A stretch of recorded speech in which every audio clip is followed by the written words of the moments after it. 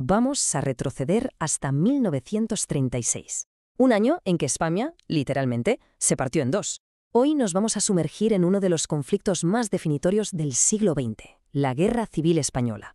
Vamos a ver cómo una nación llegó a enfrentarse a sí misma. Y la pregunta es inevitable, ¿verdad? ¿Cómo llega un país a ese punto? Bueno, pues vamos a analizarlo.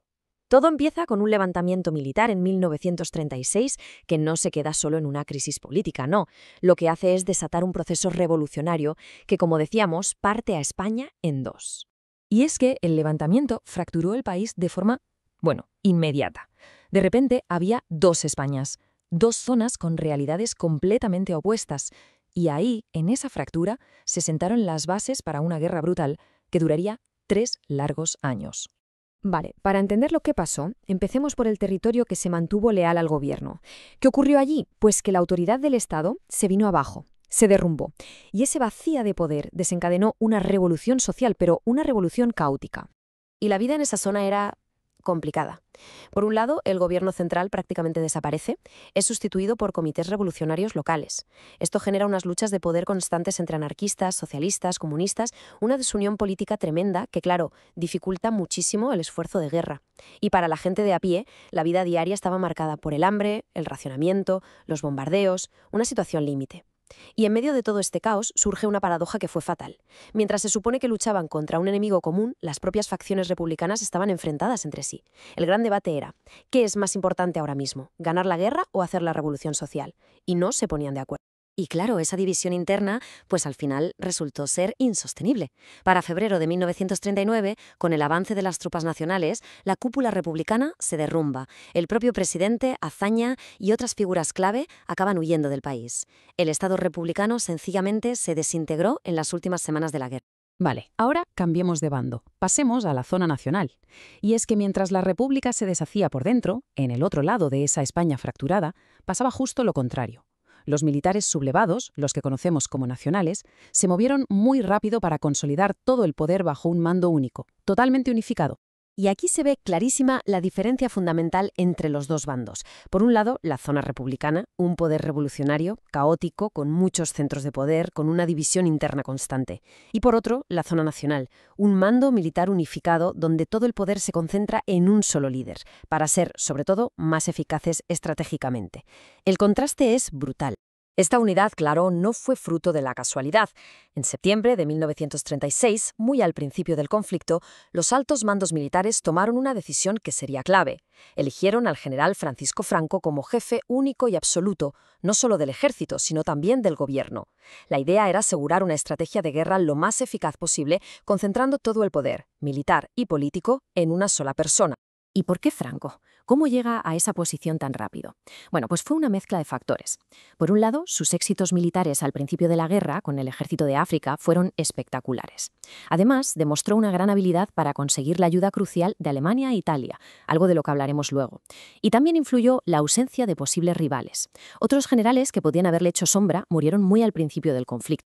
Una vez con el poder en sus manos, se pusieron a construir un nuevo Estado, un Estado autoritario. ¿Y cómo lo hicieron? Pues paso a paso. Primero, anularon la ley de reforma agraria. Después, prohibieron todos los partidos políticos. Crearon un partido único, la Falange Española Tradicionalista y de las JONS. Suprimieron derechos básicos como el de huelga o la libertad de expresión. Y, por supuesto, abolieron las autonomías regionales. Fue un desmantelamiento sistemático de la República, dirigido en gran parte por su cuñado, Ramón Serrano Súñer, y con una inspiración muy clara en el fascismo italiano. Y para justificar todo esto necesitaban un relato, una ideología potente, y ahí entró de lleno la Iglesia Católica Española. El conflicto se justificó como una santa cruzada para salvar la civilización cristiana. La Iglesia dio un apoyo ideológico potentísimo a la causa nacional, enmarcando la guerra como una batalla del bien contra el mal, una lucha justa contra los comunistas y anarquistas. Pero ojo, porque esto nunca fue solo una guerra de españoles contra españoles. El conflicto se convirtió en un campo de batalla global, donde el mundo entero tomó partido.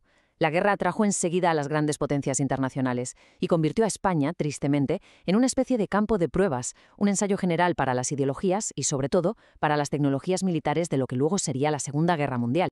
Se intentó, en teoría, evitar esto. Hubo un acuerdo de no intervención impulsado por Gran Bretaña y Francia, pero la realidad es que fue una farsa que además perjudicó principalmente a la República. ¿Por qué? Porque mientras las democracias se quedaban de brazos cruzados, las potencias fascistas por un lado y la Unión Soviética por otro, violaron ese acuerdo una y otra vez, y su intervención fue sin duda decisiva para el resultado final de la guerra. Y si miramos la tabla, la escala de esa intervención extranjera se ve muy clara. Fue muy desigual. En el bando nacional tenemos a Alemania, Italia, Portugal, aportando la Legión Cóndor con sus famosos bombarderos Junkers y Stukas, 40.000 soldados italianos, tanques y algo clave, el transporte aéreo para traer al ejército de África a la península. En el bando republicano, el apoyo vino de la Unión Soviética y de las brigadas internacionales. Hablamos de asesores militares, de los cazas Polikarpov y de unos 20.000 voluntarios internacionales, gente muy apasionada, sin duda, pero mucho peor equipada. Y un detalle importante, la ayuda soviética no fue gratis. La República la pagó con las reservas de oro del Banco de España. Y claro, cada país tenía sus propias razones para meterse en este conflicto. Las motivaciones eran muy variadas y complejas. Alemania, por ejemplo, buscaba materias primas españolas, pero también probar su nuevo armamento y ganar una ventaja estratégica contra Francia. Italia, por su parte, quería un aliado ideológico en el Mediterráneo. Y la Unión Soviética, pues su objetivo principal era frenar como fuera la expansión del fascismo en Europa. Si repasamos el camino hacia la victoria nacional, la trayectoria parece bastante clara. En el 36 empieza el levantamiento y Franco consolida rápidamente su poder. En el 37 ya se ha creado ese estado de partido único.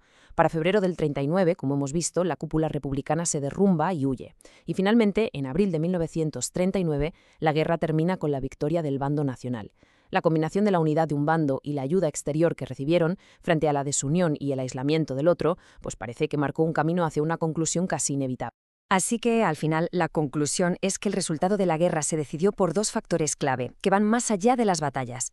Por un lado, la organización interna de cada bando, y por otro, la naturaleza y la cantidad del apoyo extranjero que recibieron. La guerra no se ganó solo en las trincheras, sino también en los despachos y en las alianzas internacionales. Y para terminar, dejamos una pregunta en el aire. Una que todavía hoy resuena entre los historiadores. ¿Fue la Guerra Civil Española la última gran causa romántica? ¿O fue en realidad la primera batalla de la Segunda Guerra Mundial?